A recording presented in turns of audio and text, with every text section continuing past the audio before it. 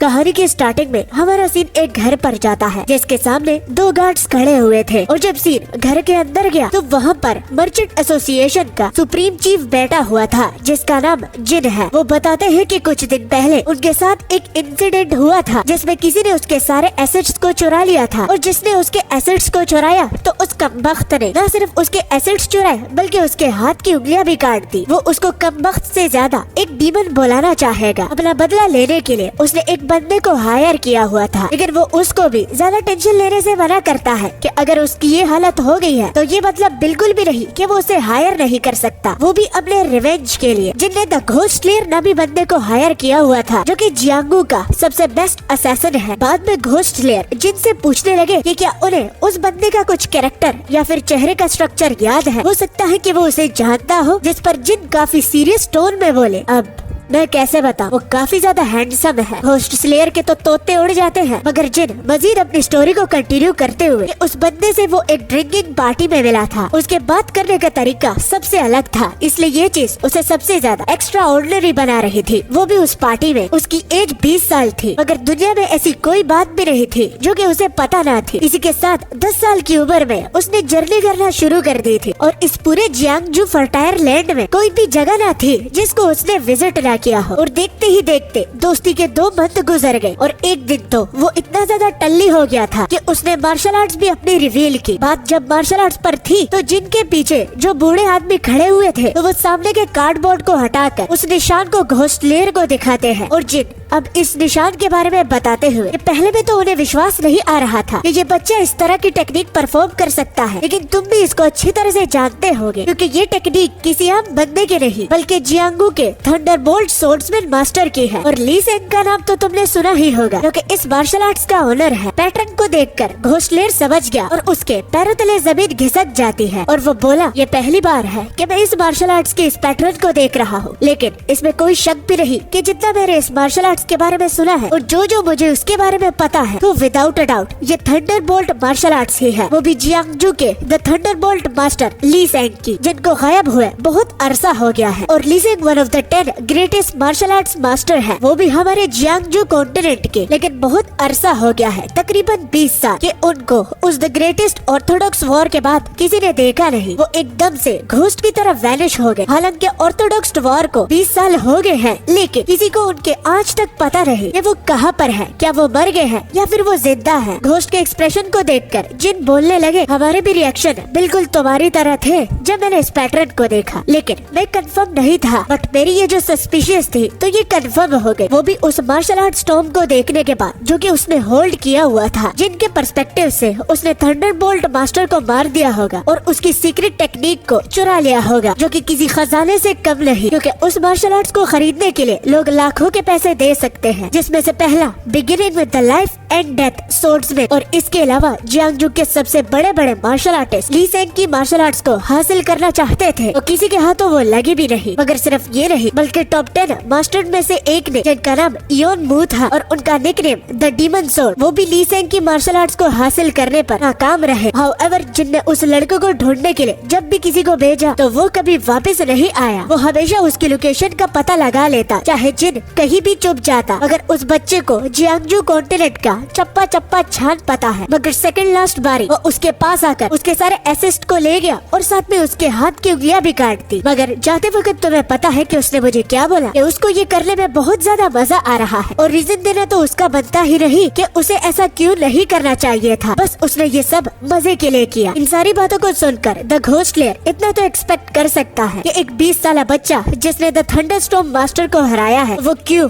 इसकी ये हालत ना कर दे, क्योंकि जिन उसको मारने के लिए बंदे भेज रहा था तो इतना तो वो बच्चा रिटर्न में कर ही सकता है। लेकिन किस्मत इनकी अच्छी थी, ये पूरी तरह उस बच्चे ने इसे मारा नहीं और जिन जो कि दर्द में बोले उसे जस्टिफिकेशन चाहिए थी और उसकी ये जस्टिफिकेशन मेरे सारे एसेट्स को चुराने के बाद ही पूरी हुई। इसलिए द घोस्ट स्लेयर जो कि जियांगजू का सबसे बेस्ट असैसिन है, तो मैं तुम्हें हायर करना चाहता हूँ कि तुम उस कबीरे को मार डालो। और मैं तुमसे माफी मांगना चाहूंगा कि मैंने तुम्हें ज्यादा उसके बारे में बताया नहीं और न ही मैं तुम्हें ज्यादा कुछ बता पाया, मगर इतना मैं तुम्हें बताना चाहूंगा कि उस डीमन का नाम लियोन है और मैं चाहता हूँ कि तुम उसे मार डालो। और इसी के साथ सीन शिफ्ट होकर हमें पता चलता है कि द ग्रेटेस्ट असैसिन को उसके रिसेंट लोकेशन के बारे बारे में भी पता चल चुका था जहाँ पर वो रह रहा था, वो भी पूरे 2 महीनों के लिए। उस टॉम का केयरटेकर घोस्ट लेयर को वहाँ पर लेकर आता है और वो बोले कि लियोंग यहाँ पर ही रह रहा था। मगर हैरानियत की बात ये थी कि जिस तरह के जिन ने बताया था कि उसकी पर्सनैलिटी काफी ज्यादा नाइस है, तो ये टॉम का केयरटेकर भी उसे काफी ज्यादा अच्छा समझता था। यहाँ तक कि वो द घोस्ट लेयर को ये भी बताता है कि काफी ज्यादा कामों में लियोंग ने उनकी मदद भी की थी, बिल्कुल एक सर्वेंट की तरह। तो वो वाकई में बहुत अच्छा बंदा था। जो कि द घोस्ट लेयर सुनकर बोला, तो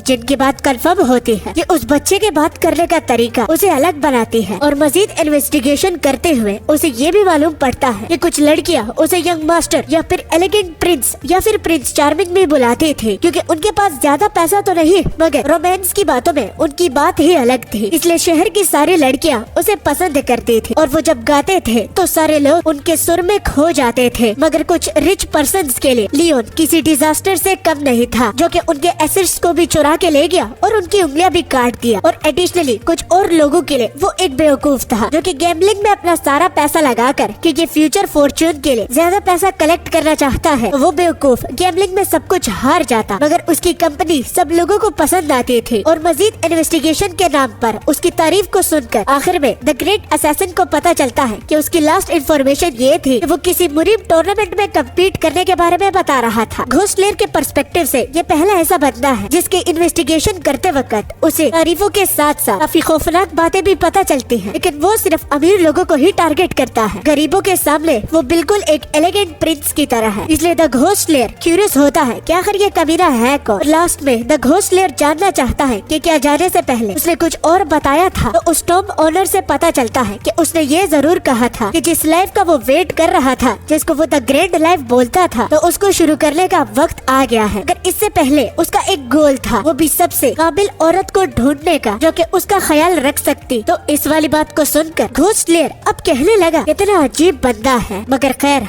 आखिर में वो भी तो एक मर्द है। घोस्ट लेयर को उसके टॉम तक पहुंचाने के बाद टॉम केयरटेकर बोला कि अगर आपको किसी और चीज की कमी पड़ी या फिर मदद पड़ी तो मुझे जरूर बता दीजिएगा। मैं यहीं पर ही हूँ और अपना टाइम आराम से अंदर स्पेंड कीजिए और किसी बात की भी जल्दी नहीं है। घर में अंदर इंटर करते ही घर चिकना था और कोई भी ऐसी चीज वो नोटिस नहीं कर पाया जो कि इस घर को बाकी लोगों से अलग बनाती। मगर एक अनयूजुअल चीज को वो नोटिस करता है कि दीवार पर एक मैप लगा हुआ था। उस पर कॉन्टिनेंट के एक ह्यूबे शहर को कॉन्करर करने पर कुछ बातें लिखी गई थी और एक सर्कल भी उसके अराउंड ड्रॉ किया गया था, जो कि देख द घोस्ट लेयर समझ गया कि जो टूर्नामेंट होने वाला है तो इसी साल 2 तरह के टूर्नामेंट वहाँ पर हेल्ड किए जाएंगे। और अब जबकि उसे सुराग मिल गया है तो बस थोड़ा सा सब्र से काम लेना होगा और वो उसे आराम से मार भी डालेगा। मगर सिर्फ ये बात उसे समझ में नहीं आई कि ह्यूबे को कॉन्करर करने का इसका मकसद क्या है। क्या वो पूरी दुनिया को कॉन्करर करना चाहता है? तो साइड से किसी की आवाज उसे सुनाई देती है जो कि द घोस्ट लेयर को बहुत ज्यादा डरा देती है, क्योंकि वो किसी और की थी, जो कि बताता है कि मैंने उसे रोकने के लिए बहुत कुछ किया कि अगर तुम्हें आगे स्टेप लेना है तो एक एक करके लो, जल्दबाजी करने से बाकी लोग तुम्हारा पीछा करने लगेंगे। तो विदाउट वेस्टिंग एनी टाइम जब द घोस्ट लेयर ये पूछा कि कौन है तो हम बस उसकी चीख को ही सुन पाते हैं। और कुछ पलों के बाद जब उसकी आंखें खुलती हैं तो कुछ लोग चाय पी रहे थे और चाय पीते वक्त वो लियोन की ही बात कर रहे थे कि वो ह्यूबे ही क्यों जा रहा है, जिस पर आवाज सुनते ही पता चला कि वहाँ पर 2 से ज्यादा लोग हैं और तीनों को नहीं पता कि उस बच्चे के उस डार्क दिमाग में क्या चल रहा है। ये आज तक कोई भी नहीं बता पाया, मगर वो जस्ट इतना कर सकते हैं कि वो खुद ह्यूबे के लिए निकले। वैसे भी उन तीनों के साथ और कुछ करने के लिए है नहीं, तो यही प्लान सबसे ज्यादा अच्छा है। और पूरी तरह से उसका विजन आने के बाद द घोस्ट लेयर एक बूढ़ी अम्मा को और 2 बूढ़े मर्दों को देखती है, जिसमें सिल्वर बालों वाला बोला कि अगर तू वहाँ पर गई तो पूरा जियांगजू ही दोबारा संकट में पड़ सकता है। इस पर वो दादी अम्मा बोली कि अब तो मैं 100 साल की हो गई हूँ, शायद मेरी उम्र इससे भी ज्यादा है और मुझे याद नहीं, मगर आखिर मेरी ओर देखेगा कौन। मगर वैसे भी इस दुनिया के रूल अब मुझ पर कायम नहीं होते, क्योंकि वैसे भी मेरी टांगे कब्र में है, मैं किसी वक्त भी मर सकती हूँ। और सबसे हैरान करने वाली बात ये थी कि उस बूढ़ी अम्मा को ये उसी टाइम से पता चल चुका था कि द घोस्ट लेयर अपने होश में आ गया है, जो कि उन्होंने जस्ट सेंस करके ही बताई। और द घोस्ट लेयर भी एक मार्शल आर्टिस्ट है, तो वो उसकी ऑरा को सेंस करके कि ये एनर्जी तो उसने ये पहले भी फील करी हुई है। और साथ में उस बूढ़ी अम्मा की पीठ पर 2 साइट वेपन्स को देखकर तो रियलाइज करने में ज्यादा देरी नहीं लगती कि ये बूढ़ी अम्मा हेवनली डीमन की सबसे most trusted ally the supreme demon empress है। डुअल साइड डिमोनिस येंगहुआ, यही इनका पूरा नाम है। मगर सिर्फ वहाँ पर वो डीमन एम्प्रेस को नहीं बल्कि उस बंदे को भी देख लेता है जो कि तकरीबन 20 सालों से गायब है, जो कि वो उस साइड रखे सोर्ड के सिंबल से ही पता लगा लेता है जिस पर एक ड्रैगन का सिंबल होता है। और ये वही ली सैंग है जिसको गायब हुए पूरे 20 साल हो चुके हैं। मगर वो डेमोनिक एम्प्रेस के साथ यहाँ पर क्या कर रहे हैं? मोरोवर जो कि वो डेमोनिक की को फील कर पा रहा है, तो विदाउट अ डाउट ये वही चियोन मू है, द डीमन सोर्ड, जो कि ली सैंग की मार्शल आर्ट्स को चुराने के लिए खुद इसने ट्राई की थी। तो ये समझने के बाद कि उस बच्चे के साथ ये तीनों मार्शल आर्टिस्ट मास्टर है जो कि उसे बैकअप दे रहे हैं, तो उसके पैरों तले जमीन खिसक गई क्योंकि वो उसका बाल भी बाका नहीं कर पाएगा। और अब द घोस्ट स्लेयर पूछने लगा कि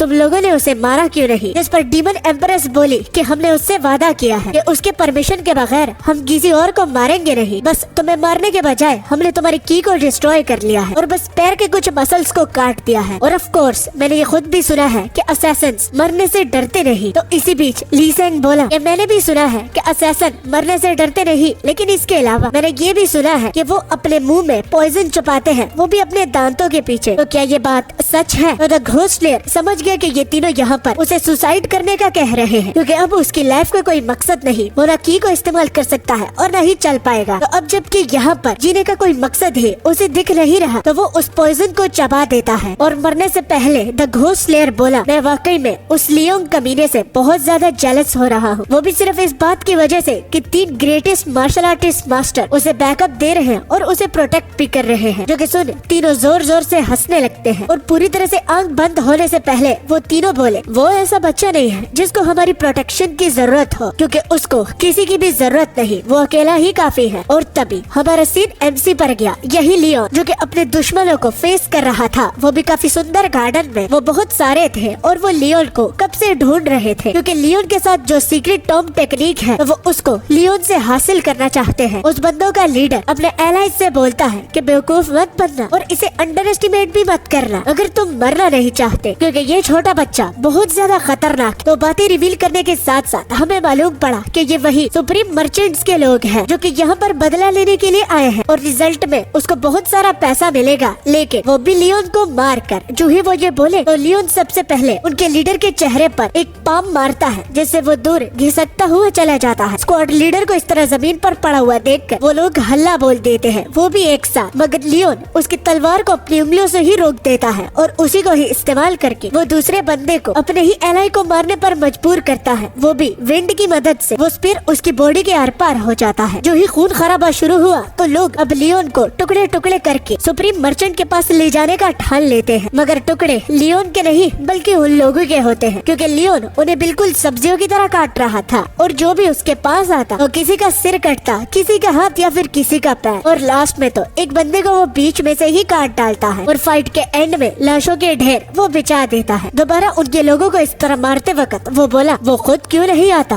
अगर उसे बदला लेना है उसके लोगों को मारकर मुझे जरा भी अच्छा नहीं लग रहा, क्योंकि इन लोगों ने तो मेरा कुछ बिगाड़ा ही नहीं। बिला वजह मुझे जान लेने में कोई भी शौक नहीं है। साथ में अगर आप लोग नोटिस कर पा रहे हैं तो लियोन के हाथ पर एक टैटू भी लगा हुआ है जो कि बहुत कूल लग रहा है ना? कमेंट में जरूर बताना जो कि मेरे साथ एग्रीड होता है। और तो क्या उसकी उंगलियां काटना इनफ नहीं था? क्या मुझे उस मोटे सांड को उसी वक्त ही मार देना चाहिए था? लगता है नेक्स्ट टाइम जब वो मेरे हाथों लगेगा तो उसे मारना ही एक अच्छा ऑप्शन है ताकि वो बिला वजह लोगों को उसकी मौत तक ना भेजे। देन हमारी कहानी एक अलग सा मोड़ ले लेती है जहाँ पर हमें बताया जाता है कि जो कोई भी उस वॉर में अपनी सोर्ड को उठाता और जिन जिन लोगों ने उस ऑर्थोडॉक्स के सबसे बड़ी वॉर में हिस्सा लिया था तो कोई भी नहीं बचा था, सारे लोग मारे जा चुके थे। वो ऑर्थोडॉक्स की सबसे बड़ी डेमोनिक वॉर थी और किसी ने भी ये प्रिडिक्ट नहीं किया हुआ था कि वो वॉर पूरा 13 सालों तक चलेगी। एक ऐसी जंग जिसके रुकने का कोई नामो निशान नहीं था। खून, लाशें, मौत, बेबस जिंदगी, किसी को भी उस वॉर ने नहीं छोड़ा था। However, वो वॉर जो कि 13 सालों तक चल रही थी तो अनएक्सपेक्टेडली एकदम ही विदाउट एनी ट्रूस, बिना किसी सबूत के वो रुक गई, जिसका कारण आज तक किसी को पता नहीं चला। और यहाँ तक अब इस बात को पूरे 20 साल हो चुके हैं लेकिन कोई भी आज तक वो पता ना लगा पाए कि उस वॉर के रुकने का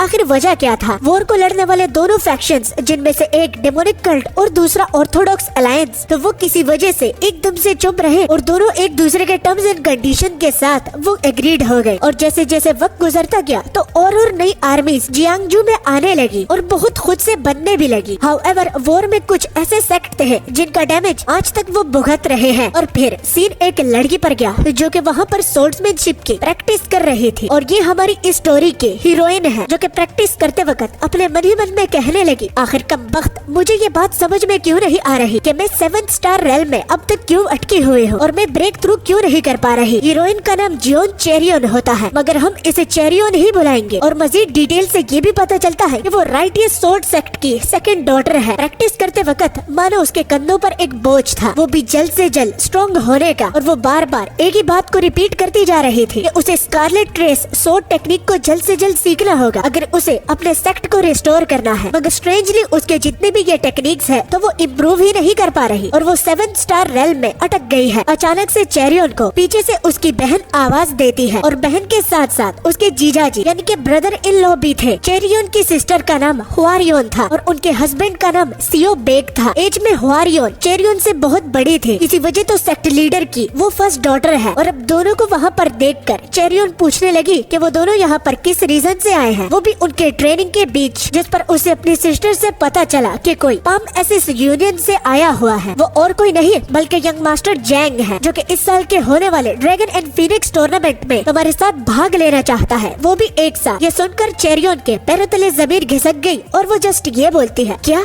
मगर आखिर क्यों। और तभी इस बात को साइड रखे हमें स्टोरी का नरेटर इस टूर्नामेंट के बारे में बताता है कि इस सेंट्रल प्लेन में जितने भी टूर्नामेंट्स होते हैं तो उनमें से सबसे ज्यादा 2 ऐसे टूर्नामेंट्स हैं जो कि सबसे ज्यादा स्टैंड आउट करते हैं, मतलब कि आसान लफ्जों में सबसे ज्यादा फेमस, जिसको सब लोग देखने के लिए उतावले होते हैं। पहला tournament the heavenly dragon tournament है जो कि अंडर द हेवंस सबसे ग्रेटेस्ट मार्शल आर्ट्स टूर्नामेंट है, जहाँ पर सेक्ट, उनका ऑनर और उनकी अपनी जानें भी दांव पर लगी होती है। इसलिए तो उसे जियांगजू के हर एक कॉन्टिनेंट से लोग देखने के लिए आते हैं और यही द हेवनली ड्रैगन टूर्नामेंट है। और एज पर जवान मार्शल आर्टिस्ट के लिए, चाहे वो लड़का हो या फिर लड़की, उनके लिए the dragon and Phoenix tournament रखा गया होता है, जहाँ पर यंग राइजिंग स्टार्स को अपने मार्शल आर्ट्स दिखाने का मौका मिलता है और बाकी लोगों को भी सेक्ट की नजरों में आने का एक चांस मिलता है। इस साल किसी वजह से दोनों टूर्नामेंट्स को एक ही शहर में हेल्ड किया जा रहा है, वो भी ह्यू में। और ड्रैगन एंड फीनिक्स टूर्नामेंट को पेयर्स में लड़ा जाता है, यानी कि तुम्हारे साथ एक पार्टनर जरूर होना चाहिए। और इसी वजह से मास्टर जैंग चेरियन को अपना पार्टनर बनाना चाहते हैं, जिस पर चेरियन अपने मन ही मन बोली, एक तो ये कमीने लोग लड़का और लड़की को पेयर बना के टूर्नामेंट को ज्वाइन करने का कह रहे हैं, और ऊपर से अगर मैं उस ठरकी लड़के जैंग के साथ पार्टनर बन जाती हूँ तो मुझे तो बिल्कुल भी इस टूर्नामेंट में हिस्सा नहीं लेना। इसलिए वो साफ अपनी बहन से कहती है कि नहीं, मुझसे ये बिल्कुल भी नहीं होगा। और भड़कती हुई अपनी सिस्टर को ये बताकर कि अगर वो किसी और को चुन लेती तो तब भी वो उसे मंजूर होता, लेकिन जैंग जैसा लड़का वो बिल्कुल भी उस ठरकी लड़के के साथ पार्टनर बन के जाने का तो ख्वाब छोड़ ही दे। बड़ी बहन होने के नाते वो कहने लगी कि गुस्सा करने का कोई भी फायदा नहीं, अगर ठंडे दिमाग से सोचते हो तो इसमें तुम्हारा ही फायदा है। और बेचारा जीजा जी तो मानो 2 बहनों की लड़ाइयों में तो गायब ही हो जाता है। बड़ी बहन बाद में ये कहकर कि शायद वो भूल चुकी है कि चेरियन बार बार खुद ये कहती है कि वो उनके सेक्ट को दोबारा रिस्टोर करेगी, तो अगर वो फीनिक्स ड्रैगन टूर्नामेंट में जैंग के साथ सेलेक्ट हो जाती है तो उसको बहुत सारे प्रेस्टीज का फायदा भी होगा। हाउएवर अगर वो पाम एसेंस के अगेंस्ट जाती है तो अपनी बड़ी बहन की पूरी बात ना सुनते हुए चेरियन वहाँ से निकल पड़ती है और जस्ट ये बोलकर कि उस मक्कार लड़के के साथ तो बिल्कुल भी नहीं, इससे अच्छा वो इस टूर्नामेंट में सेलेक्ट ही ना हो। और अगर उन्हें इतना ही शौक है तो वो खुद अपनी एज के बारे में झूठ बोलकर उसके साथ क्यों नहीं चली जाती। तो वो ये कहकर वहाँ से भाग निकलती है। वारियन बड़ी ही परेशान हुई, मगर उसका हस्बैंड ये कहकर कि उसकी सिस्टर इन लॉ का टेम्पर बिल्कुल उसकी बड़ी बहन पर ही गया है, तो भाई तू मरना चाहता है क्या? जल्द ही बेक मरने वाला है, क्योंकि पता होना चाहिए कि पसंदीदा औरत का गुस्सा कितना डरावना होता है। बाद में सीन बाजार पर गया, जहाँ पर सब लोग उसी टूर्नामेंट को लेकर बात कर रहे थे, जहाँ पर सुनने में आता है कि सुप्रीम चीफ ने अपनी एक और उंगली को गवा दिया, और इस बात को वो काफी खुशी से भी कह रहे थे, यानी कि इसका मतलब वो चाहते ही थे कि उनको इस फाइट लड़ने में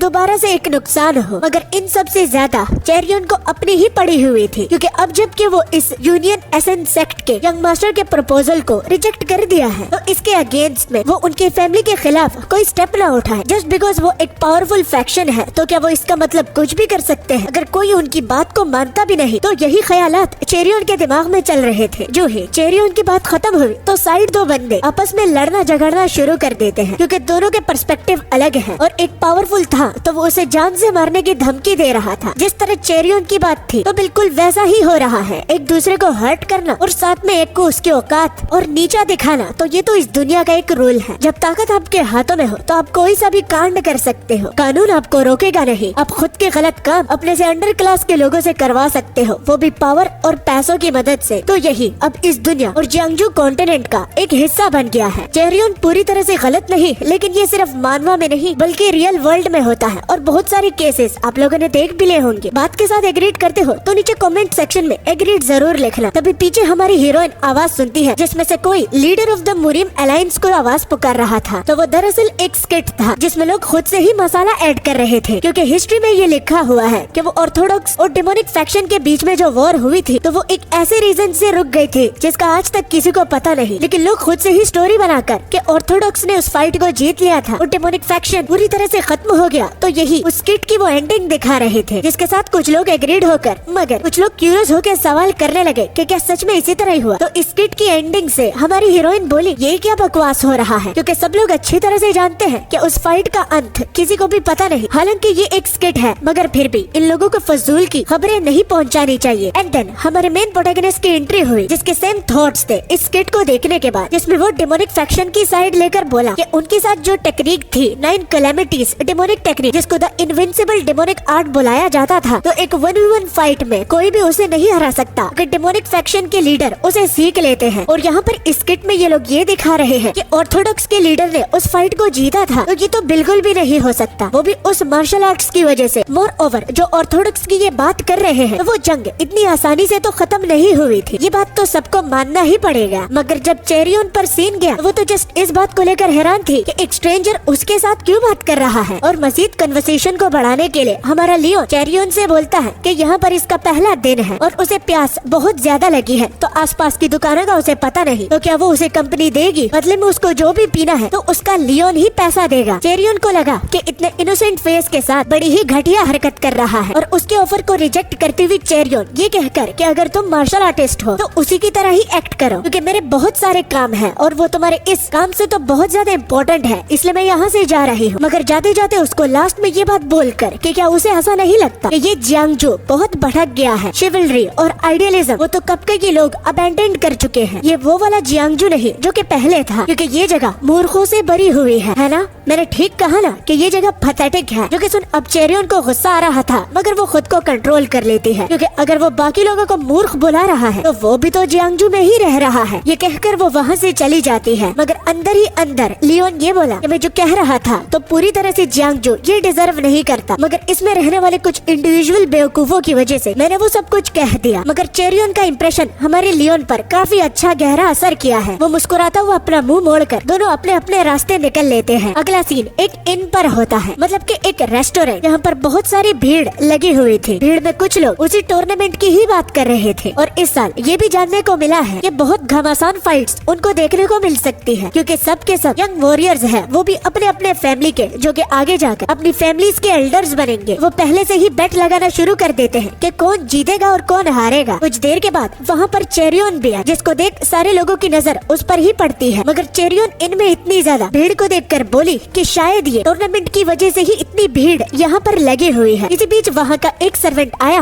और वो यंग लेडी को पहचान गया, मगर वो यहाँ पर अकेले क्यों आई है। इस पर चेरियन बोली कि वो जस्ट कुछ पीने के लिए ही आई है, मगर अभी फिलहाल के लिए जो रूम खाली है वो स्पेशल रूम ही खाली है, क्योंकि भीड़ से वो ये अंदाजा लगा ही सकती है। मगर फिर भी वो उनकी वो सबसे बेस्ट स्टूडेंट है, तो इसलिए वो उनके साथ थोड़ा बहुत कंपनसेट कर लेंगे। सबसे बेस्ट स्टूडेंट का सुनकर सारे लोग बहुत ज्यादा हैरान हुए और साथ ही साथ चेरियन खुद भी, क्योंकि इस तरह के रूमर्स आखिर कौन ही स्प्रेड करने की हिम्मत कर सकता है। वो नॉर्मली इंस को तो विजिट नहीं करती, मगर मास्टर जैंग की वजह से उसे ये करना ही पड़ा ताकि वो अपने घर से थोड़ा सा दूर रहे। जो ही दरवाजे को स्लाइड करते हुए वो खोलते हैं तो हीरो पहले से ही बैठा हुआ था और अपनी हीरोइन को देखकर वो बोला, ओह हम दोबारा मिले। अगर मुझे पता होता कि तुम भी यहाँ पर आने वाली हो तो मैं तुम्हें अपने साथ ही ले आता। लियोन को वहाँ पर देखकर चेरियन अपने मन ही मन बोली, आज तो किस्मत ही खराब है, एक ठरकी से जान बची तो दूसरा सामने बैठा हुआ है जो कि पीछा छोड़ने का नाम ही नहीं ले रहा। और खाना सर्व होते ही एमसी खाने को शुरू करता है और खाते वक्त वो टूर्नामेंट के बारे में चेरियन से कुछ सवालात कर रहा था, जैसे कि क्या उसे पता है कि उस टूर्नामेंट में कैसे रजिस्टर करते हैं और रजिस्ट्रेशन की डेडलाइन कब होगी। तो लियोन को देखकर चेरियन बोली कि अब सीरियसली ये मत बताना कि तुम भी उसमें पार्टिसिपेट करने वाले हो। मगर इस तरह के जवाब के देने का रीजन सिर्फ ये था कि जिस तरह ये खा रहा है तो इसका मतलब इसलिए पूरा दिन खाया ही नहीं। वो उसे बेवकूफ समझ रही थी। एमसी बोला ऑफ कोर्स मैं रजिस्टर ही करने वाला हूँ क्योंकि वहाँ पर बहुत सारी सुंदर लड़कियाँ भी पार्टिसिपेट करें और जैसे कि तुम ये रियलाइज कर चुकी हो कि मेरे साथ काफी अच्छा चेहरा है तो वो मुझ पे लट्टू हो जाएंगी। और एडिशनली वो अपने बारे में बताता हुआ कि 10 साल की उम्र में ही उसने ट्रैवलिंग शुरू कर दी थी और उस 10 साल की उम्र में जहाँ भी उसने ट्रैवल किया तो लड़कियों को उसने दीवाना कर दिया था। मगर सवाल उसने कुछ और पूछा लेकिन वो बता कुछ और रहा है, वो भी खुद अपने मियाँ मुँह मिट्ठू बनना। तो चेरियन को ये यंग मास्टर जेंग से भी घटिया लगा। और इसके अलावा ये लड़का क्या ये हमेशा इसी तरह ही एक्ट करता है जब ये लड़कियों के सामने होता है, क्योंकि ये पहले से बहुत ज्यादा अलग है। बाजार में ये बहुत सीरियस साउंड कर रहा था मगर अब इसे देखकर लगता नहीं कि ये सेम पर्सन है। हमारा एमसी जो कि अब तक बोलता ही जा रहा था तो वो अपनी बात को इस सेंटेंस पर खत्म करता है कि अब उसे जाकर पता चला कि जियांगजू की सबसे खूबसूरत लड़की आखिर कौन है और वो और कोई नहीं बल्कि उसकी अपनी मदर है। हीरोइन ये सुनकर कि इसकी माँ, वो ये काफी सरकाज़म में कहती है, जिस पर एमसी उसे बॉम्बास्टिक साइड आई देकर बोला हाँ मेरी माँ सबसे ज्यादा खूबसूरत है। और इस तरह सरकाज़म में कहने की मजाल क्या तुम मेरी माँ को डिसरिस्पेक्ट कर रहे हो जस्ट कि वो थोड़ी बहुत बूढ़ी हो चुकी होंगी। तो शर्माते हुए चेरियन बोली कि नहीं नहीं ऐसा बिल्कुल भी नहीं है, अगर वो ये फ्लस्टर्ड क्यों कर रही है इसकी वजह उसे खुद भी पता नहीं होती और उसने यहाँ पर गलत क्या ही बोला तो इसका भी अंदाजा उसे होता नहीं। और अगर वो सोच रही है कि इसके टेबल के सामने इतना ज्यादा खाना क्यों पड़ा हुआ है तो वो ये इस वजह से क्योंकि वो बहुत ज्यादा नर्वस है। जब भी इस तरह का बड़ा इवेंट आता है तो वो बहुत सारा खाना खाता है और ये जानने के बाद कि इतना सारा खाना खाने की वजह सिर्फ टूर्नामेंट ही है उसे तो यकीन ही नहीं आता। मगर खैर हारने का डर हर किसी को होता है, जिस पर एमसी काफी गहरी टोन में बोला मुझे नर्वसनेस इसलिए नहीं हो रही ना कि मैं हारूंगा बल्कि मैं तो टूर्नामेंट को जीतूंगा ही, क्योंकि मैं ह्यूबे को कॉन्करर करने का सोच रहा हूँ, वो भी इसी साल है। जो कि सुन हीरोइन बहुत ज्यादा शॉक हो जाती है क्योंकि एक लड़का ह्यूबे सिटी को कॉन्करर करने की बात कैसे कर सकता है। उसके दिमाग में बहुत कुछ चल रहा है और बहुत बड़े बड़े गोल्स उसे अचीव करने हैं, इस वजह से बहुत सारा खाना उसे खाना पड़ेगा। टूर्नामेंट को जीतना और ह्यूबे को कॉन्करर करना, या लियोन को लगता नहीं कि उसकी एज इसके लिए बहुत छोटी है? यही सवाल चेरियन पूछी तो दोबारा से साइड वाला दरवाजा खोला जैसे एंटर करता हुआ बंदा ये बोला कि वो श्योरली उसकी आवाज को सुनकर ही पहचान सकता है, वो कभी उसकी आवाज को सुनकर गलत नहीं होगा। ये आप ही है ना, राइटियस सोर्ड सेक्ट की यंग लेडी, आपसे काफी टाइम बाद मुलाकात हो रही है। यही बंदा मास्टर जेंग है जो कि पाम एसेंस यूनियन का यंग मास्टर है। वो डायरेक्ट चेरियन को कुछ पीने का कहता है, वो भी साथ में, लेकिन उसके साथ जो दूसरी लड़की होती है वो बोली क्या क्या यही पीना है, तो क्या वो इस बात को रिकंसिडर नहीं करेगा? तो ये जेंग की छोटी बहन है जिसका पूरा नाम जेंग इनहुआ है, मगर हम इसे सिर्फ इनहुआ ही बुलाएंगे। अब जेंग पूछने लगा कि इतने टाइम में वो आखिर कहाँ गायब थी, और उसकी नजरों को देखकर ये कभी भी मौका नहीं छोड़ता कि ये मेरे बॉडी की ओर इस तरह देखे जैसे कि मैं इसकी कोई प्रॉपर्टी हूँ। तो यही चीज मुझे हमेशा घिनौनी लगती है। वो उसका मुंह तोड़ना चाहती है लेकिन वो खुद को होल्ड बैक कर लेती है। अब जेंग का ध्यान हमारी लियोन पर पड़ा जो कि आराम से अपना खाना खा रहा था। उसे देख जेंग बोला देखो यहाँ पर तो कोई और भी है। तो वो अपने साथ रखे हुए कुछ गोल्ड कॉइन उसकी ओर फेंक देता है, वो भी उसके टेबल पर, जो कि उसका बिल भर देंगे तो वो यहाँ से दफा हो सकता है अगर वो खाना खा चुका है तो, क्योंकि वो इन सीरियस मामलों में किसी पराये को यहाँ पर नहीं देखना चाहता। और ये पैसे इसलिए उसने उसके टेबल पर फेंक दिए हैं ताकि वो अपनी जगह से उठकर उन लोगों को जगह दे।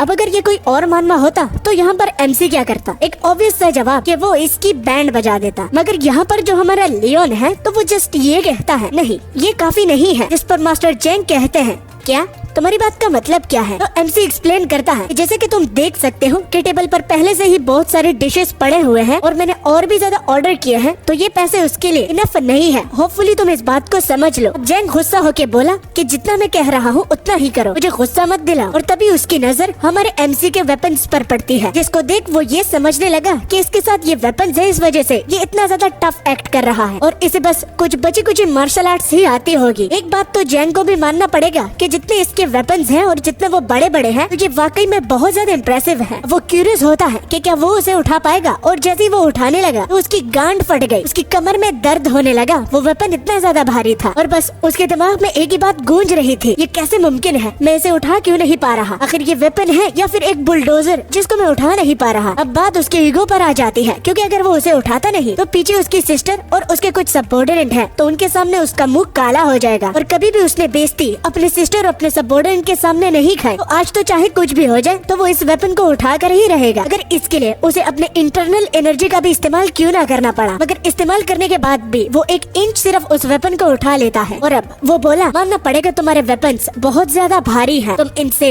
एक्सरसाइज करते हो ना, जिससे तुम्हारे मसल्स ग्रोथ करे। एक अच्छा सा चाल उसने चला, जो कि सुन के सबऑर्डिनेट भी बोलते हैं, इसलिए तो मैं समझू कि मास्टर चैंग इसे उठा क्यों नहीं पा रहे। अच्छी बात है, वरना वो कुछ और ही समझ बैठते। मगर सिंपली उसके हाथ से अपना वेपन लेता हुआ हमारे एमसी बोला, नहीं ये मेरे सिर्फ मसल्स ग्रोथ के लिए तो बिल्कुल भी नहीं है। इस पर जैंग उसे बेवकूफ बुलाने लगा कि देखो उस वेपन को, इस साइज को देखो और इस वजन को, अगर ये एक ट्रेनिंग वेपन नहीं तो और ये क्या है। लियोंग जैंग के सवाल का जवाब देने ही वाला था कि जैंग अब उसे बड़े ही भारी आवाज में बोला, अच्छा तो अब तुम मेरा मजाक बनाओगे, तुम यहाँ पर ये साबित करना चाहते हो कि एक यंग मास्टर तुम्हारे इस घटिया से वेपन को उठा नहीं पा रहा, और साथ में वो अपनी इंटरनल एनर्जी को भी रिलीज करने लगा। मगर टाइम से हमारी चेरियन वहाँ पर आकर इस फाइट को रोक लेती है, कि वो अभी भी इनमें है और उनको ये बात अच्छे से पता होनी चाहिए। पीछे के मास्टर जैंग के कुछ सबऑर्डिनेट्स और उनकी सिस्टर बहुत शॉक हो जाती है, और जैंग जो कि चेरियन की ओर देखकर कि इस तरह की नजरों से मुझे मत देख पगली, वरना मैं पिघल जाऊंगा, मगर ये बताना कि तुम मुझ में इंटरेस्टेड हो ना। और वो उसका हाथ पकड़ लेता है और साथ में ये भी कहकर कि वैसे भी हम ज्वाइन करने वाले हैं, जैसे कि मैंने तुम्हें प्रपोजल भेजा था उस ड्रैगन फीनिक्स टूर्नामेंट के लिए, तो क्या कहती हो एक दूसरे को जानने का मौका देते हैं, ये उस टूर्नामेंट को लड़ने में हमारी काफी मदद भी कर सकता है। अपना हाथ छुड़ाती हुई चेरियन ये बोली कि मुझे माफ कर दो, क्योंकि मैंने ये डिसाइड किया है कि मैं तुम्हारे प्रपोजल को रिजेक्ट करके किसी और के साथ पार्टिसिपेट करने वाली हूँ। और ये मत समझना कि तुम पहले थे और मैंने तुम्हें रिजेक्ट कर दिया क्योंकि तुमसे पहले कोई आया था। अब जैंग बहुत गुस्सा हुआ और कहने लगा, क्यों और कब? तो सिंपली चेरियन ये जवाब देती हुई कि बार बार तुम्हारी फैमिली के पावर को इस्तेमाल करके उसे ये बिल्कुल भी अच्छा नहीं लग रहा, उसे कर्ज में डूबना बिल्कुल भी पसंद नहीं, और एहसान पे एहसान करके वो उनके पल्लुओं के साथ नहीं बंधना चाहती। अगर ये वो अपने पर्सपेक्टिव से बताएं तो सबसे शेमफुल एक्ट है। अगर वो इस प्रपोजल को एक्सेप्ट कर लेती है तो जैंग से ये बर्दाश्त नहीं हुआ और उसके चेहरे के एक्सप्रेशन फ्यूरियस हो जाते हैं। और अब वो पूछने लगा कि आखिर कौन है वो जिसके साथ वो पार्टिसिपेट करने वाली है और उसके प्रपोजल तक भी रिजेक्ट कर दिया। अब यहाँ पर चेरियन फंस गई और वो जैसे ही बोलने वाली थी तो हमारा एमसी बीच में बोल पड़ा कि मैं हूँ वो, मैं चेरियन के साथ जा रहा हूँ, वो भी उस टूर्नामेंट को एक साथ पार्टिसिपेट और लड़ने में। क्या तुम्हें इससे कोई प्रॉब्लम है, क्योंकि वो मेरी एक पार्टनर बनी है जस्ट एक टूर्नामेंट के लिए। तो जैंग को विश्वास नहीं आ रहा था कि चेरियन इस लफंगे के साथ जा रही है। तो मामला और ज्यादा ना बिगड़े तो बीच में उसकी बहन पीछे से लियोन को बताती है, देखो क्यूटी मेरी बात सुनो, क्या तुम्हें ये समझ में आ रहा है कि तुम किसके सामने खड़े हो और किसको ये बातें सुना रहे हो? नहीं, मुझे नहीं पता कि मेरे सामने कौन खड़ा है, इसलिए अब मैं भी पूछना चाहता हूँ, क्या तुम मुझे जानती हो कि मैं कौन हूँ, कहाँ से आया हूँ? तो इन्हों बोली कि नहीं, मैं नहीं जानती कि तुम जैसा लड़का कहाँ से आया है। तो एमसी बड़ा ही इंटरेस्टिंग जवाब देता है कि देखा, दो लोगों के पर्सपेक्टिव कभी भी एक जैसे नहीं हो सकते, और एक्सप्रेशन और चेहरे ये दोनों अलग अलग होते हैं, क्योंकि इस पूरी दुनिया में हर एक इंसान एक दूसरे से अलग, जो कि उसको यूनिक बनाता है। और इस तरह के मैटर में वो दो रिएक्शन देता है, या फिर वो डरता है या फिर इसका सामना करता है। मगर तुम मुझसे दोनों करवा रही हो, तुम पहले मुझ पर प्रेशर डाल रही हो, वो भी ये कहकर कि क्या तुम इसे जानते हो, वो भी इस उम्मीद में कि मैं इस सामने खड़े हुए लड़के से डर जाऊंगा, बिकॉज तुम मुझे जानते ही नहीं। काफी अच्छी स्ट्रेटेजी तुमने इस्तेमाल की है, वाकई काबिले तारीफ भी हो। जिस पर इन्हों को अब लियोन में इंटरेस्ट आ जाता है और वो सिंपली जस्ट ये बोली कि वैसे तुम गलत भी नहीं हो, लेकिन मैं श्योर नहीं कि मैं काबिले तारीफ हो भी या नहीं। अब जैंग बहुत ज्यादा गुस्सा हुआ और कहने लगा, तो मैं गट्स तो है, ये मानना पड़ेगा। और उसके रिस्पॉन्स में लियोन ये बोलता है, तुम्हें बताता चलो भाई कि मैं हर एक चीज को काफी प्यार से खाता हूँ, और तुमने ये शायद सुना भी होगा अपने पेरेंट्स से या नहीं, मगर मैंने तो जरूर सुना है, जो ज्यादा अच्छे से खाना खाता है तो उसे बात करना भी काफी अच्छे से आता है। ये बात उसे बहुत चुभती है, और अब जैंग अपने सिर्फ फिंगर टिप से ही उस टेबल को क्रैक करने लगता है, जो कि देख लियोन बोला, भाई साहब आराम से, वहाँ पर मेरा खाना पड़ा हुआ है, मैं यही एक्सपेक्ट करूंगा कि वो गिरे नहीं। जिस पर जैंग उसे बड़ी ही गुस्से की नजरों से देखता है और बाद में अपने क्लॉक को सेट करते हुआ वहाँ से निकलता है, वो भी ये कहकर कि तुम्हें बाद में देख लूंगा, और वैसे भी जल्द ही मुलाकात होगी, वो भी टूर्नामेंट में। गुस्से में निकलते हुए अपने मास्टर को बाकी सबऑर्डिनेट काम डाउन करते हुए उसका पीछा करने लगते हैं, मगर इसी बीच ही उसकी अपनी बहन जो कि लियोन में अब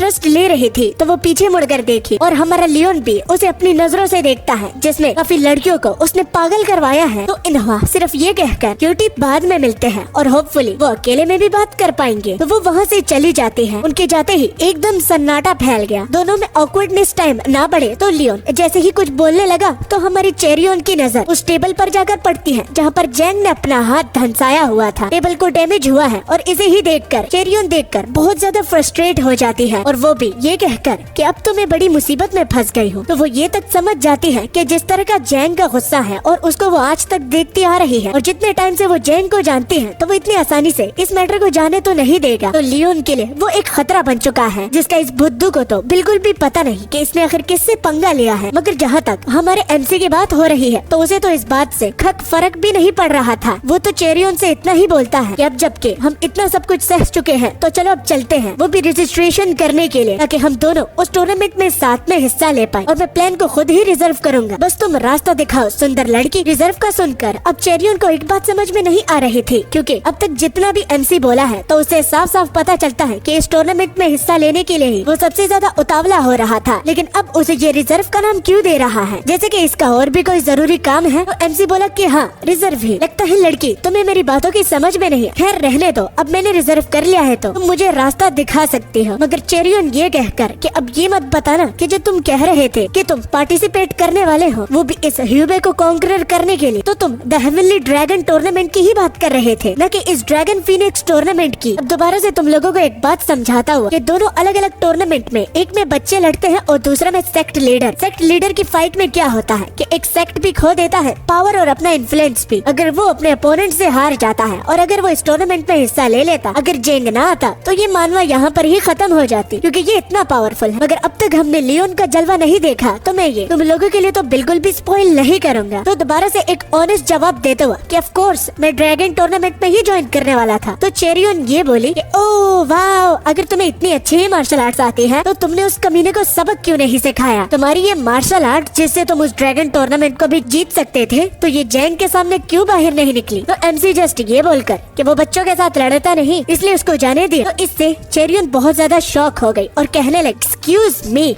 बच्चा क्या ये भोला आदमी है क्या। मगर बाद में अपना फुल आंसर देता हुआ एमसी ये बोलकर कि वो बच्चे हैं इसलिए उनके साथ लड़ना नहीं चाहता, और ये बच्चे वो लोग नहीं जो कि जियांगजू के उस रॉट के पीछे हैं, जो कि इस जियांगजू को इतना ज्यादा बिगाड़ रहे हैं, इसलिए वो निर्दोष पर हाथ तो बिल्कुल भी नहीं उठाएगा। इतने सीरियस टोन में एमसी को बात करते हुआ देख चेरियन को एक पल में ऐसा लग रहा था जैसे कि ये सब कुछ बोल रहा है तो ये बिल्कुल वैसा ही करने वाला है और ऐसा ही करने वाला था, और ये बिल्कुल सच की तरह साउंड कर रहा है, बिल्कुल झूठ इसमें तो है ही नहीं, जो कि वो ये चेरियन को इम्प्रेस करने के लिए ही बोल रहा है। सीन बाहर जब बाजार पे गया तो सब बोर्डन जेंग को दिलासा देता हुआ कि लेडी चेरियन को जेंग को ज्यादा ही पसंद है, इसलिए तो वो आपको जेलस करवा रही थी, वो भी उस लड़के के साथ टूर्नामेंट में जाने का बताकर, क्योंकि वो आपके साथ खेल खेल रही है जिसमें वो देखे कि आप कितना उसके लिए पागल है, जितना कि वो आपके लिए है, इसलिए तो उस तरह लफंगे बंदे के साथ जाने के लिए भी तक वो तैयार, जस्ट मास्टर जेंग को जेलस करवाने के लिए। तो लफंगे का सुनकर जेंग दोबारा गुस्सा हुआ और वो अपने मन ही मन बोला कि वो लफंगा नहीं है, क्योंकि वो ब्लेड जो था वो इतना भारी था कि इतनी आसानी से अगर वो मसल ट्रेनिंग के लिए भी इस्तेमाल कर रहा था तो वो ये इतनी आराम से ना उठा पाता। जरूर उस लड़के में तो कुछ अलग बात है, और ये फर्स्ट टाइम है कि मैंने कि वो एक ऐसे बंदे को देख रहा है जो कि वो इसी तरह ही है, प्योर प्रेशर के सामने वो खुद को बदलता नहीं। और वो एरोगेंट लड़की, उसकी हिम्मत कैसी हुई कि मास्टर जेंग के प्रपोजल को उसने रिजेक्ट किया, उसको तो मैं छोड़ूंगा नहीं। और वो ठान लेता है कि जब तक वो उन दोनों को सबक नहीं सिखाएगा और जब तक उन दोनों को अपनी गलतियों का एहसास नहीं होता तो वो उनका पीछा तो नहीं छोड़ने वाला। वक्त गुजरता गया और शाम का वक्त आया। सीन राइटियस सोर्ड सेक्ट पर जाता है, जहाँ पर चेरियन की सिस्टर ह्वारियन ने जब ये सुना कि उसकी छोटी बहन ने जेंग के प्रपोजल को दोबारा रिजेक्ट कर लिया है तो उसको बहुत बड़ा झटका लगता है, और ऊपर से उनको ये भी पता लगा है कि जेंग इतना ज्यादा गुस्सा था कि उसने इनमें भी बहुत खड़बड़ी मचाई। तो इस मसले का आगे क्या ही बनेगा। जो उसके सामने बैठी थी अभी तो पता नहीं कि ये कौन है, मगर चेरियन की सिस्टर ह्वारियन जो कि वो ये सब कुछ बता रही थी तो उनको भी काफी ज्यादा झटका लगता है जब ये उन्हें सुनने को मिला कि जैंग के प्रपोजल को रिजेक्ट कर दिया गया है। तो उस औरत का नाम हांसू होता है जो कि सेक्ट लीडर यानी कि चेरियोन के फादर की बीवी और उनकी मदर है। और मास्टर जैंग के बारे में उन्होंने जितने भी रूमर सुने हैं तो उनको मुद्देनजर पर रखते हुए अब उन्हें अपनी बेटी की चिंता हो रही थी कि अब उसका क्या होगा, क्योंकि जैंग इस बात को इतनी आसानी से जाने नहीं देगा। तो उसे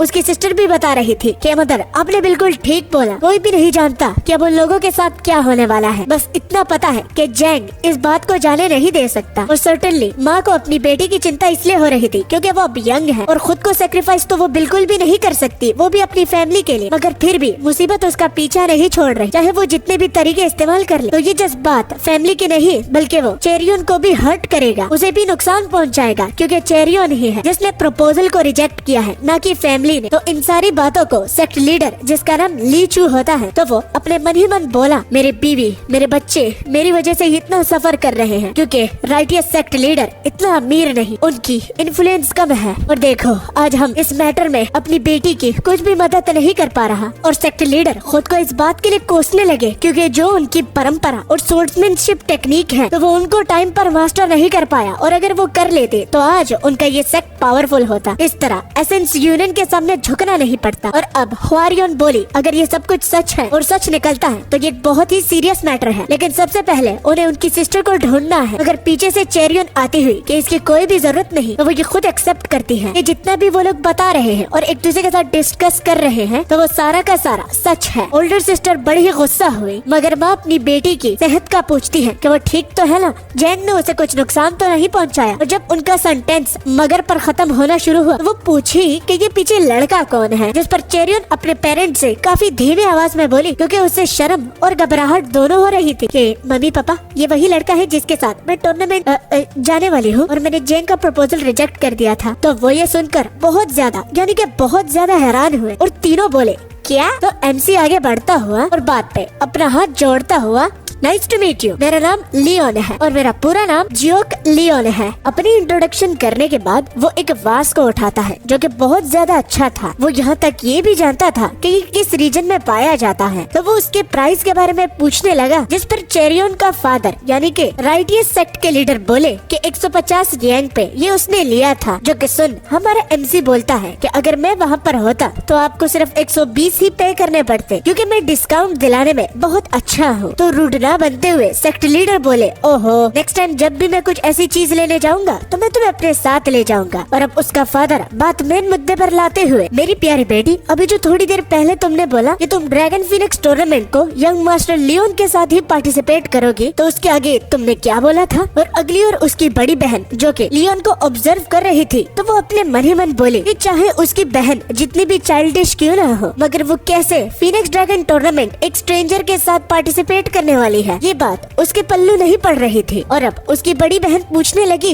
कि यंग मास्टर लियोन कौन से सेक्ट से है, जिस पर वो वास रखता हुआ बोला कि मैं किसी सेक्ट से भी रिलेटेड नहीं हूँ। और एक मजे की बात बताऊं, मेरे पेरेंट्स जो है वो फ्रूट्स बेचने का काम करते हैं, वो भी दूर ह्यूमन गेट के साथ ही। जो कि सुन सबसे बड़ा झटका चेरियोन को ही लगता है और बाकी तीनों के तोते उड़ जाते हैं। तो अब उसका फादर जो उसकी पीठ पर 2 बड़े बड़े वेपन्स लगे हुए हैं तो उसके बारे में पूछता है कि क्या यंग मास्टर लियोन ने इन दोनों वेपन्स की मार्शल आर्ट्स को मास्टर कर लिया है। जो कि अंदर ही अंदर वो एक्सपेक्ट कर रहा था कि इसका जवाब ना में हो, क्योंकि अगर इसका जवाब हाँ में आता है तो ये किसी माउंटेन बैंडिट से कम नहीं। और इस तरह के वेपन्स सिर्फ थग्स और बैंडिट्स ही सीखते हैं। तो अनफॉर्चुनेटली लियोन का जवाब हाँ में होता है और चेरियोन के फादर के पैरों तले जमीन घिसक जाती है। अगर साथ में लियोन ये भी कहकर कि वो क्वाइट एक्सेप्शनल है कुछ कुछ जगहों पर, क्योंकि वो एक बहुत स्ट्रॉन्ग ब्लड लाइन से आता है, इतनी स्ट्रॉन्ग जो कि जियांगजू के पूरे कॉन्टिनेंट में भी कोई नहीं होगा। तो उसका फादर सीरियस अंदाज में बोला कि अब ये मत कहना कि तुमने मार्शल आर्ट्स जो सीखी है वो तुम्हारे पेरेंट्स ने ही तुम्हें सिखाई है, जो कि फ्रूट्स बेचने का काम करते हैं। अगेन एक बड़ी डिसअपॉइंटमेंट के साथ जवाब हाँ में होता है। अगर जिस तरह के बार बार सेक्ट लीडर उनके पेरेंट्स की जॉब की बात को ला रहे हैं तो क्या उनको फलों से नफरत है क्या, जिस पर सेक्ट लीडर एकदम पत्थर के बन जाते हैं जैसे कि उसे कुछ फील ही ना हो रहा हो। इतनी इतनी डिसअपॉइंटमेंट कुछ ही पलों में उन्हें फेस करनी पड़ी। उसकी बड़ी बहन अपनी छोटी बहन के कान में बोली कि जल्द ही मैं चाहूंगी कि तुम यंग मास्टर जैंग से सुबह सवेरे ही माफी मांग लो, क्योंकि अगर अब भी तुम नहीं करोगी तो तुम रियलिटी को देख चुकी हो। इस पर चेरियोन, जो कि अब तक घबराई हुई थी कि उसने ये क्या कर दिया है, वो किसी टाइप की भी बात नहीं कहती और सीधा एग्रीड हो जाती है। रात का सीन होता है और चेरियोन अपने गार्डन में एक राउंड ले रही थी और अभी तक उसे ये बात सता रही थी कि उसने लियोन को इसलिए अपने घर लाया था ताकि अगर जैंग कुछ उल्टी सीधी हरकत करता है तो वो उसके खिलाफ लड़ने के लिए उसकी मदद करेगा। मगर अब उसकी रियलिटी को जानने के बाद अब क्या करेगी वो, यही बात उसे सबसे ज्यादा सता रही है। मगर वहाँ पर वो सिर्फ अकेली नहीं, क्योंकि वो सामने लियोन को पाती है कि इतनी रात को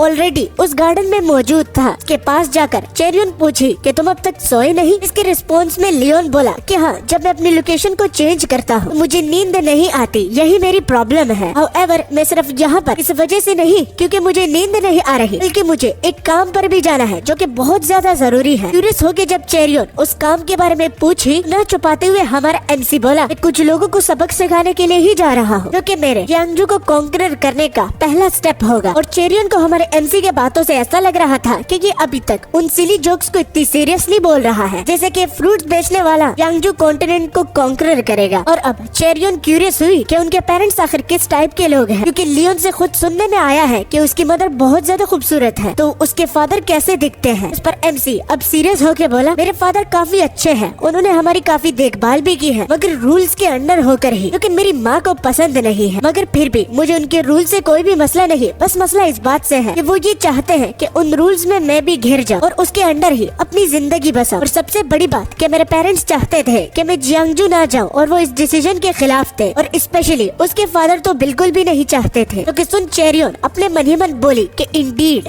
अपेरेंटली लियोन की बातों से ये पता चल रहा था कि दोनों जियांगजू कॉन्टिनेंट का हिस्सा नहीं थे, तो इस वजह से उनको डर लग रहा था कि कहीं उनके बेटे को कुछ हो ना जाए। मगर जब वो लियोन का जवाब सुनती है, वो इसलिए नहीं चाहते थे कि मैं जियांगजू जाऊं, क्योंकि उनको डर मेरा नहीं बल्कि जियांगजू का हो रहा था, मेरे हाथों जियांगजू में उल्टा सीधा ना हो जाए। जिस पर चेरियोन शॉक होते अपने मन ही मन बोली, इस बात के साथ तो मैं फुली एग्रीड हूँ। मगर अभी तक चेरियोन को लियोन के उल्टे सीधे का मतलब नहीं पता, और ये भी उसे नहीं पता कि ये कितना ज्यादा पावरफुल है। एनीवेज, अगर चेरियोन एक अलग पर्सपेक्टिव से देखे तो उसके पेरेंट्स भी बिल्कुल लियोन के पेरेंट्स की तरह हैं। हाउएवर, अगर वो यहीं पर ही इस टॉपिक पर ही बात कर रहे हैं तो दोबारा से उस टेबल को याद करके चेरियोन का सारा मूड ही खराब हो जाता है, क्योंकि नोटिस करके एमसी उसे डिस्ट्रैक्ट करने के लिए और एक जेन्युइन आंसर देने के लिए कि पहले खाया हुआ खाना उसने डाइजेस्ट कर लिया है, बिकॉज वो सिर्फ वेजिटेबल्स थे, इसलिए अब उसे बहुत ज्यादा भूख लग रही है। वो पूछने लगा कि क्या कल सुबह उसके पेरेंट्स खाने में उसको मीट सर्व कर सकते हैं। कि सुनती हुई चेरियोन बोली,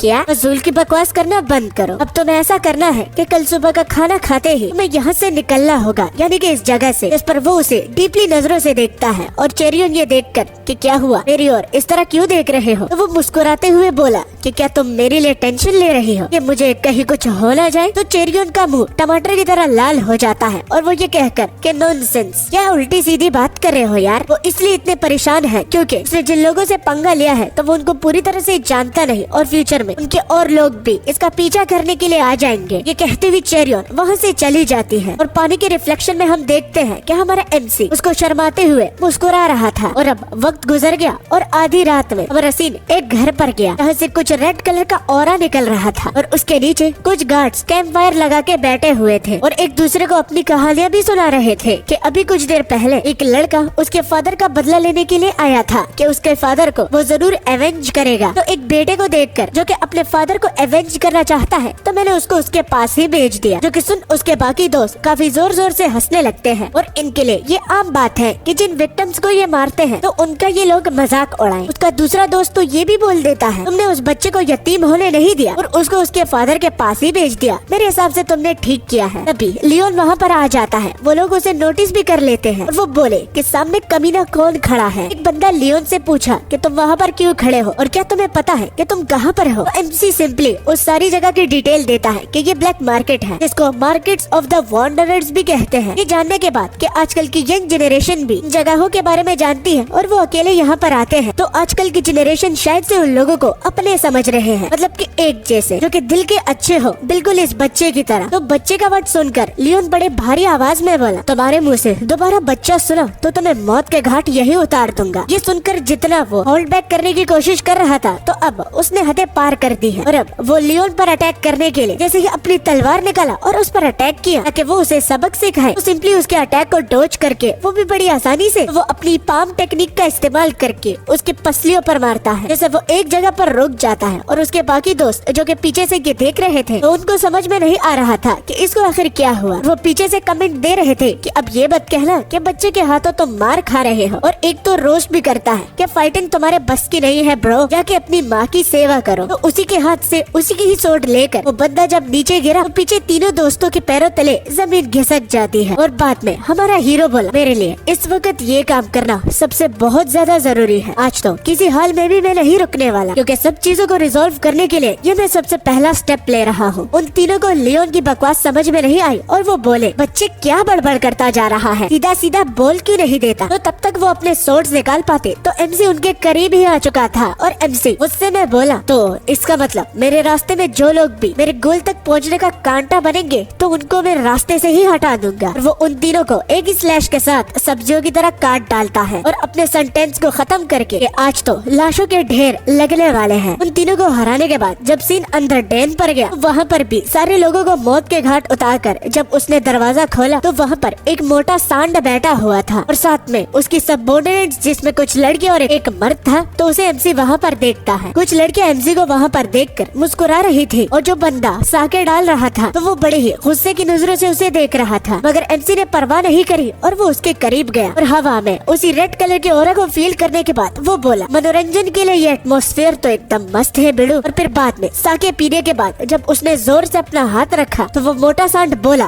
कि क्या तुम यहाँ एक गेस्ट के तौर पर आए हो? आखिर तुम हो कौन जो कि इतना कमोशन खड़ा करने की तुम्हारी हिम्मत कैसे हुई और इतना कमोशन करने का आखिर तुम्हारा रीजन क्या था? बच्चे, इस मोटे सांड का नाम ग्लूटोनस एम्परर है, आसान अल्फाजों में ब्लैक मार्केट का लीडर। तो उसके यहाँ पर आने का कारण जब उसने पूछा तो एमसी मुस्कुराते हुए ये बोला कि the most expensive person in this room, यानी कि सबसे महंगा पर्सन इस रूम में वो आप ही है ना। तो वो जोर जोर से हंसने लगा। तो ग्लूटोनस समझ गया कि ये यहाँ पर उसे खरीदने के लिए ही आया है, मगर एक बच्चे की इतनी हिम्मत कैसे हुई? इस पर ग्लूटोनस उसे बोला, देख बच्चे, क्या तुम जैसे जवान लड़के के साथ उतना पैसा होगा कि वो ग्लूटोनस को खरीद पाए? तो एमसी उसे अपनी रकम बताने का बोलता है कि आखिर वो कितना महंगा है। तो वो 5 लाख यानी कि $500,000 येन का पूछता है, क्योंकि उसकी लास्ट रकम है। तो अमाउंट उसके हाथ में और साथ में कागजात जिस पर वो साइन करेगा दोनों के होने वाले कॉन्ट्रैक्ट में। तो क्या वो इस डील को सील करना चाहेगा? तो अब ग्लूटोनस सोचने पर मजबूर हो गया, क्योंकि उसे लग रहा था कि ये बच्चा यहाँ पर उसका सिर्फ टाइम ही वेस्ट करने के लिए आया है, मगर उसे ये कभी भी एक्सपेक्टेड नहीं था कि इस बच्चे के साथ इतना ज्यादा पैसा होगा। मगर उसके बैग पर एक नजर डालते ही वो बता सकता है कि 5 लाख से इससे और भी ज्यादा इसके पास है। इसलिए लालच में आकर ग्लूटोनस बोला कि अगर वो अपनी रकम को इंक्रीज करना चाहे तो लियोन बोला कि वो बहुत ज्यादा डिसअपॉइंट हो जाएगा। मगर बाद में भारी आवाज में ग्लूटोनस ये कहकर कि अगर वो उस बच्चे को मार कर उसका पैसा छीन ले तो एमसी भी बड़ी भारी आवाज में बोला, तो मैं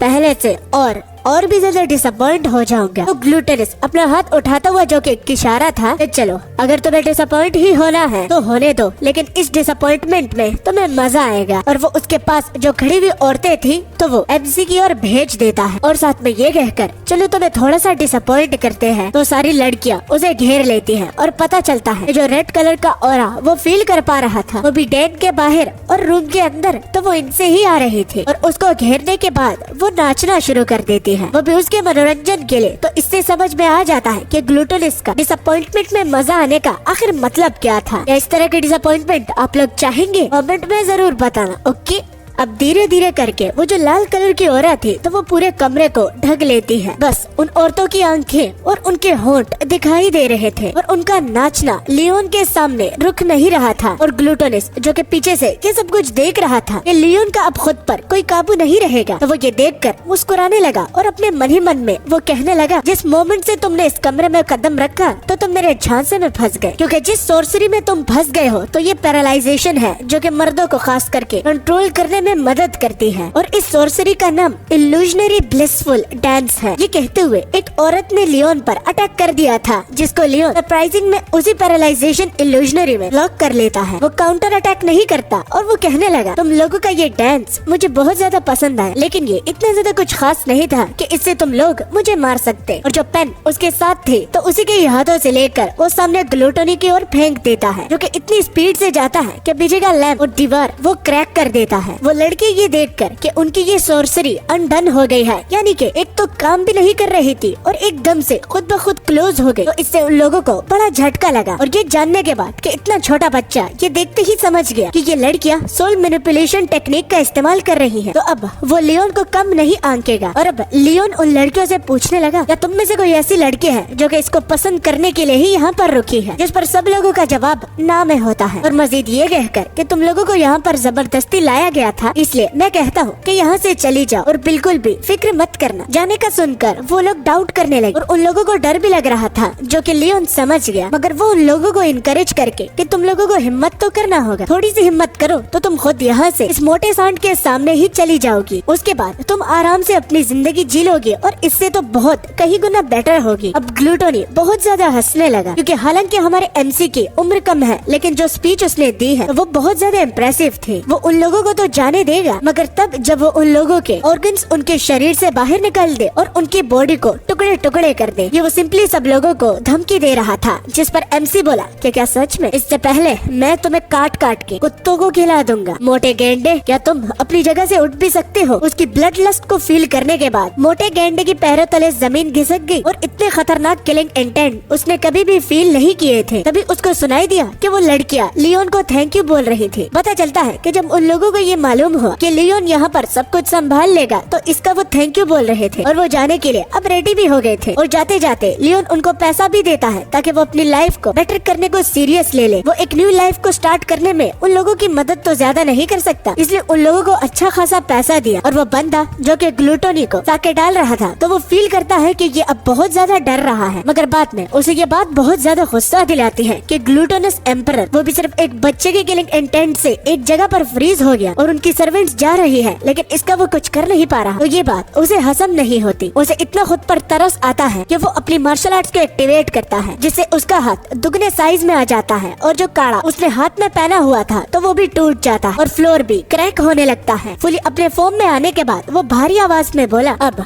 मुझे लगता है कि तुम्हें मारने की बारी आ गई है। मैं तुम्हें अपने स्पेशल मार्शल आर्ट से मसल दूंगा बच्चे। ये वही बॉडी प्रोटेक्शन आर्ट है जो कि ली है एब्सोल्यूट रिग्रेशन में जो गोलू मोलू है, तो उसकी वजह से ही उनकी बॉडी ऐसी हो गई। रिस्पॉन्स में एमसी बोला, जितने ज्यादा मोटे होगे तो तुम्हें मारने में उतना मजा आएगा। उम्मीद है मेरे पंचे से तुम्हारी टट्टी ना निकल जाए। पहला पंच ग्लूटोनिस देता है, जिसको एमसी डॉच कर लेता है और वो जैसे उसके पीछे आया तो ग्लूटोनिस उसे देख लेता है और उसके जो रिफ्लेक्सेस थे तो मोटे सांड होने के बावजूद भी बहुत तगड़े थे, तो वो उस पर दोबारा अटैक करता है। मगर एमसी को अंडर एस्टिमेट नहीं किया जा सकता, क्योंकि वो उसके दूसरे अटैक को भी डॉच कर लेता है। और वो अब मुस्कुरा रहा था और एमसी को मुस्कुराते हुए देख वो उसे कमीना बुलाता और साथ में चूहा भी, क्योंकि चूहा सिर्फ बिल्ली से डरकर ही भाग सकता है और वो कब तक भागेगा ये ग्लूटोनिस भी देखना चाहता है। मगर चाहे वो जितना भी भागे, एक मर्तबा उसके हाथों लग गया तो वो उसका पाउडर बना देगा। उसकी धमकियों को बार बार सुनकर अब एमसी को इतना ज्यादा गुस्सा आ गया कि वो कहने लगा, चाहे तुम जो भी बोलो, लेकिन तुम जैसे जितने भी मोटे सांड हैं तो उनसे मुझे नफरत है, जो भी एटीट्यूड दिखाते हैं और कुछ कर नहीं पाते। बाद में उसके चेहरे पर एक जोरदार लात वो लैंड करता है, जिससे वो दूर इतना घिसकता हुआ चला जाता है कि एक से एक करके दीवार को तोड़कर वो अगले रूम में शिफ्ट होता चला गया। और अब उसके मुंह से काफी ज्यादा ब्लड भी निकल रहा था और उसकी हालत बहुत ज्यादा खराब हो गई थी। लेकिन फिर भी सिर्फ एक लात से तो हारने वाला नहीं, तो हिम्मत जुटाकर वो अब इंटरनल एनर्जी को यूज करके उसे गाली देता है। मगर एमजी को उसके इंटरनल एनर्जी से डर नहीं, बल्कि उसे इस बात की क्यूरियोसिटी हो रही थी कि तुम्हारी तरह इतना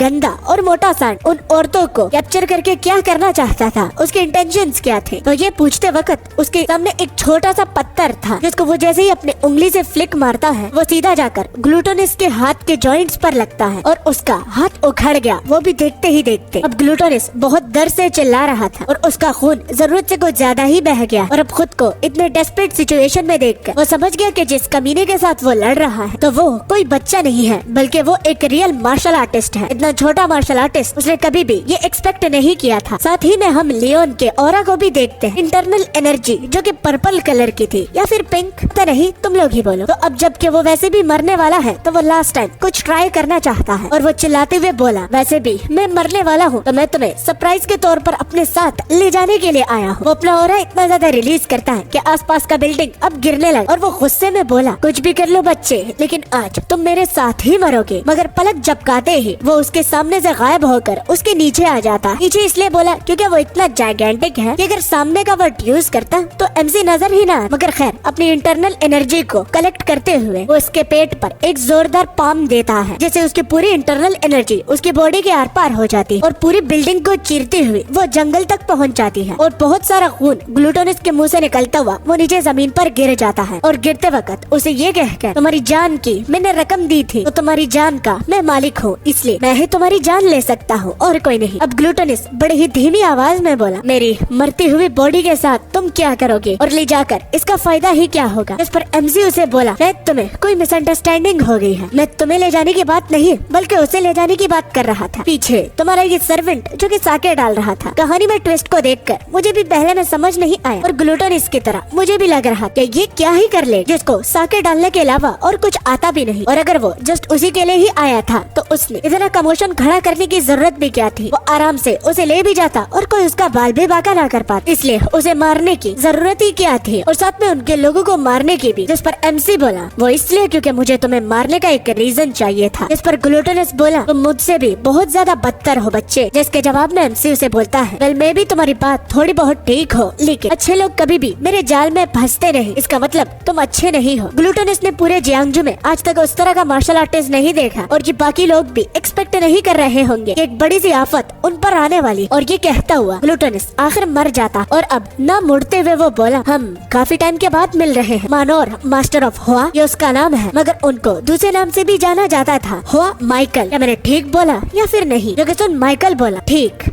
बिल्कुल सही बोल। तुम्हारे मुंह से ये नाम सुनकर मुझे नॉस्टैल्जिया फील हो रहा, बहुत यादें भी ताजा हो गई। तो इसके बारे में थोड़ा और जानते हैं। वह माइकल जो कि फॉर्मर पैट्रियार्क ऑफ माउंट टाइस के थे, वो भी फैंटम मानोर की जगह पर वो अपने मैकेनिज्म इंजीनियरिंग के लिए जो कि इस मुरिम वर्ल्ड में फॉर्मेशंस आर्ट में पाई जाती है, तो उस तरह का मास्टर किसी ने भी एक्सपेक्ट नहीं किया होगा कि वो इस जगह पर होगा। और एमसी बोला कि उनको ढूंढने के लिए काफी वक्त लगा और सब्र से काम उसे लेना पड़ा, जिस पर वो उन्हें दोष नहीं देगा कि वो इस जगह पर क्या कर रहे हैं और वो क्यों छिप रहे थे, क्योंकि उस इंसिडेंट उनकी पूरी लाइफ ही चेंज कर। जिस पर अब हम माइकल के पास्ट के बारे में जानते हैं कि उनके साथ आखिर क्या हुआ था। माउंट टाइस फैंटम मानोर की जगह पर पूरे जियांगजू में ऐसी कोई जगह नहीं थी जहां पर फॉर्मेशन आर्ट्स इतनी हाई क्वालिटी में मिलती थी कि ऐसी फॉर्मेशन और कहीं ना थी। और माइकल खुद ही थे जिन्होंने उन सारे फॉर्मेशन आर्ट को बनाया था। वो बहुत टैलेंटेड थे और कोई भी ऐसा नहीं था जो कि उन्हें एनवी ना करता, एटलीस्ट तब तक जब उनकी अपनी बेटी ने ही अनफिनिश्ड मैकेनिकल डिवाइसेस को छू लिया और उनसे उसकी पूरी फैमिली की जान चली गई। फैमिली को खोते वक्त उन्होंने अपने आप को ही ब्लेम किया, वो भी अपनी बेवकूफी के लिए, और बाद में अपनी अपीयरेंस को पूरी तरह से चेंज करके वो कहीं पर छिप गए, बिल्कुल अपनी एग्जिस्टेंस ही खत्म कर दी। तो यही स्टोरी माइकल की थी और वो उस इंसिडेंट का वर्ड सुनकर ये सारी बात हमें नरेटर ही बताता है। और आज तक माइकल को उस इंसिडेंट के बारे में याद है और अभी तक उन्हें बहुत पछतावा हो रहा है और ये कहते वक्त उनके आंसू भी टपक रहे। मगर हमारे हीरो के पर्सपेक्टिव से ये बहुत अच्छे आदमी है, इतने अच्छे आदमी कि उन्होंने 10 सालों तक अकेले ही सफर किया और अगर उनकी जगह कोई और होता तो ऐसा ना कर पाते। आज तक उनको अपनी गलती का एहसास होता। एमसी की बात को सुनकर माइकल अपने मन ही मन बोला, कितना अजीब लड़का है। पहले इसने मुझे बचाने की कोशिश की जिससे वो पहली बार मिल रहा है और इसको पता भी था कि इसमें उसकी जान भी जा सकती है। और अप अंटिल नाउ ये अच्छे आदमी का वर्ड सुने हुए उसे बहुत अरसा हो गया है। तो अब वो माइकल पूछने लगे कि अब वो उसे कैसे इस्तेमाल करेंगे उसे खरीदने के बाद। तो भारी आवाज में हमारा एमसी बोलता है, जियांगजू को डोमिनेट करने के लिए ही मैं तुम्हें यूज करूंगा। जो कि सुन माइकल के भी तोते उड़ गए और वो हंसने लगा। इस बात के लिए नहीं क्योंकि वो एक छोटे बच्चे के मुंह से ये सुन रहा है, बल्कि इसलिए क्योंकि किस्मत उसका दोबारा साथ दे रहा है, वो भी दूसरा मौका देकर। और घुटने टेकते वक्त वो एमसी को अपना मास्टर फुली एक्सेप्ट कर लेता है, पूरी लाइफ को एमसी के लिए डिवोट करता है और उनके लक्ष्य के लिए भी, जिसको वो हासिल करने में उनकी मदद करेंगे। तो एमसी ये बोलकर कि क्या वो अब से ही स्टार्ट ले सकते हैं, तो ये बात उसे समझ में नहीं आई। मगर एमसी के एक्सप्रेशन और उसके इटर्नल एनर्जी को देखकर माइकल थोड़ा बहुत घबरा गया और जैसे ही पूछने लगा